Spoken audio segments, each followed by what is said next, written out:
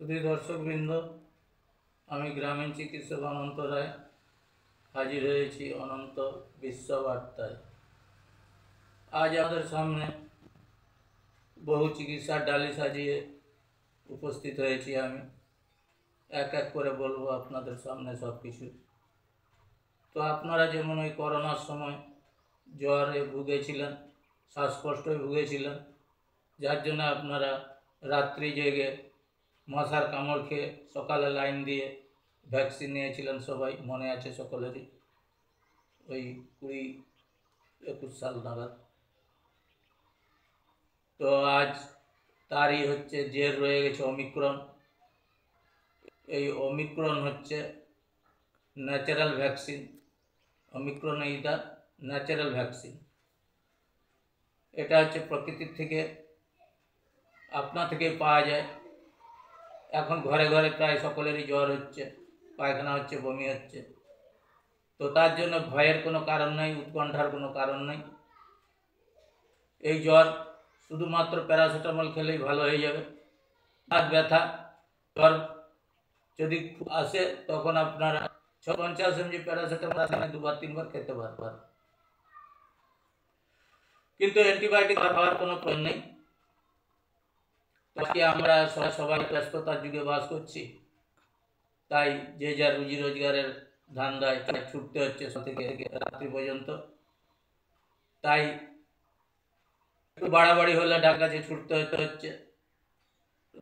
সেই জন্য আপনারা নিজে নিজে দোকান থেকে কোনো অ্যান্টিবায়োটিক কিনে খাবেন না। আপনাদের কাছে একটু অনুরোধ ডাক্তার হিসাবে।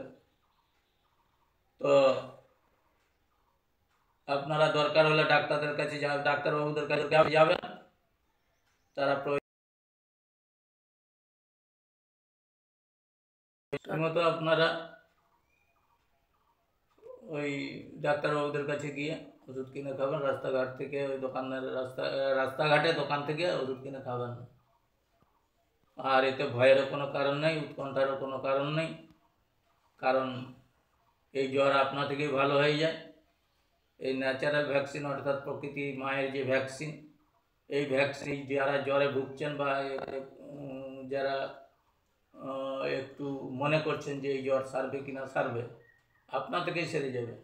প্রকৃতির ভ্যাকসিন আপনারা পেয়ে যাচ্ছেন সবাই। যার জ্বর হবে প্রকৃতির থেকেই ভ্যাকসিন আপনারা পেয়ে যাবেন, আর এর জন্য কোনো কৃত্রিম ভ্যাকসিনের প্রয়োজন নেই। তো আপনারা সবাই ভয় মুক্ত থাকবেন, জ্বর আপনা থেকেই ভালো হয়ে যাবে। তো ন্যাচারাল ভ্যাকসিন আপনারা আশা করি সবাই পেয়ে যাচ্ছেন। যাদের যাদের জ্বর হচ্ছে তারা পেয়ে যাচ্ছেন, তাদের আর কৃত্রিম ভ্যাকসিন নিতে হবে না।